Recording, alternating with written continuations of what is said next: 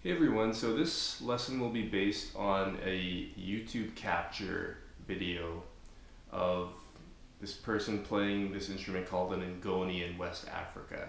So that link to that original video is in the description box below, and I'd really encourage that you check it out because there's definitely a strong link between this West African music and also some of the earliest hill country blues or country blues in general, which probably kind of began to permeate into the Delta blues which we know today.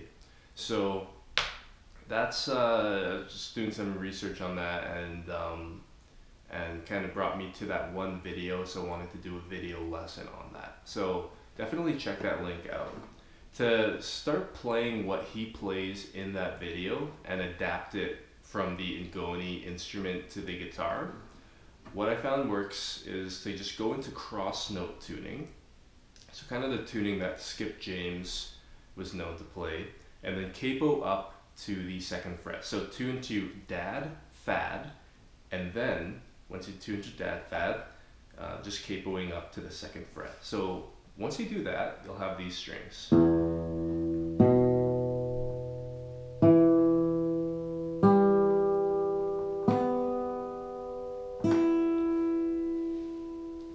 Now what I'll do is just go through the song once and then go get into the lesson.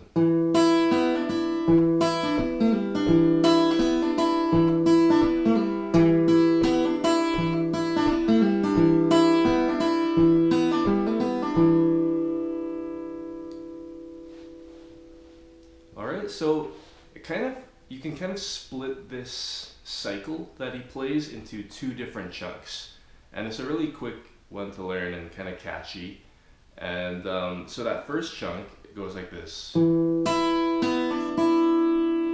So fourth string open, top string, then second string open, and then hammer into the third fret of that second string, and then hit the top string. So that's the first chunk.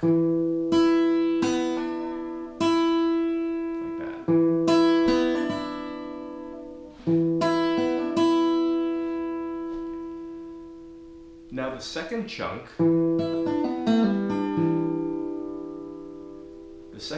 has a few different variations, but I'll show 3 different variations that you can play, which are all extremely similar. So it starts out in the same way with an octave, 4th string open, top string. Then for this first variation, you can start with the 3rd fret of the 2nd string, pull off into the 2nd string open. Then go 2nd fret of the 3rd string, pull off, open, and then hit the 3rd fret of the 2nd string again and just hold it. And then just hit the 4th string open. So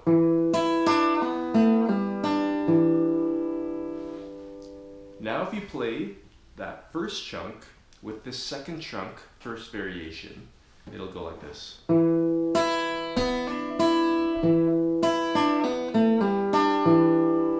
now you can just cycle that.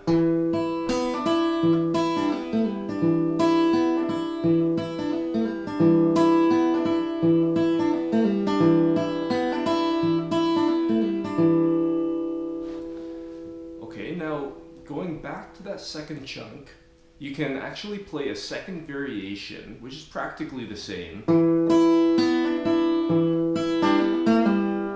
except now you don't finish with the 3rd fret of the 2nd string, you just end with that 3rd string open. So it's basically the exact same thing, but you're just taking out one note.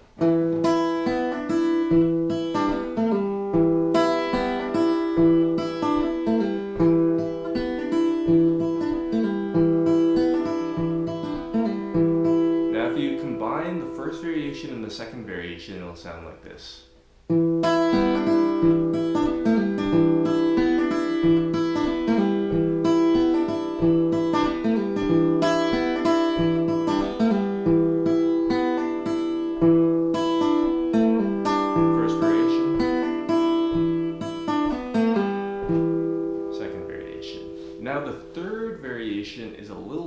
different, but it uses all the same notes, and that's because this ngoni instrument is just tuned to the pentatonic scale. So there's really only a limited amount of notes that you can play. So this third variation of the second chunk goes like this. You can hear that it's a little bit, the order of the notes is a bit different. So it goes like this. The second chunk being 4th string open. And now instead of playing the octave, as has been played for all of the previous chunks, you start with the 2nd string open, hammer into the 3rd fret, 3rd string open, hammer into the 2nd fret, and then do the same thing on the 2nd string, open to 3rd fret.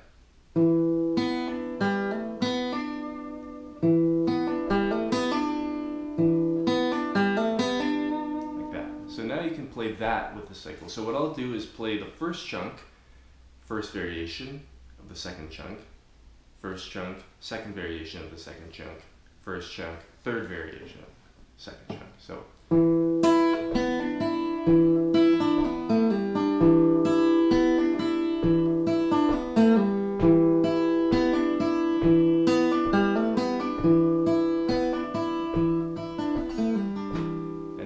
speed it up, and you can kind of feel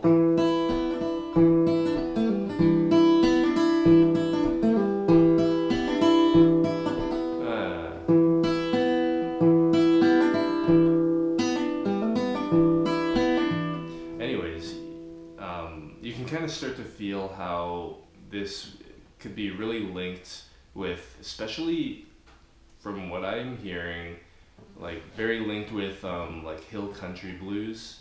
So if you turn on a video of, say, R.L. Burnside, you can kind of feel the same kind of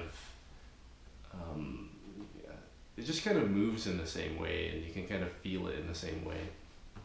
And I'll also post a couple more links below featuring some other music, and anyone who kind of knows about this a lot more than me can kind of correct me if I'm, you know, super off base or anything like that. But there's some like Wasulu music, I think, and it sounds really, really similar to, again, hill country music, and even a recording of like Albert King with Stevie Ray Vaughan and Howlin' Wolf and that kind of thing. So yeah, there's definitely a lot to explore here. So I'll just go through the cycles once more, and that's really all of the lesson.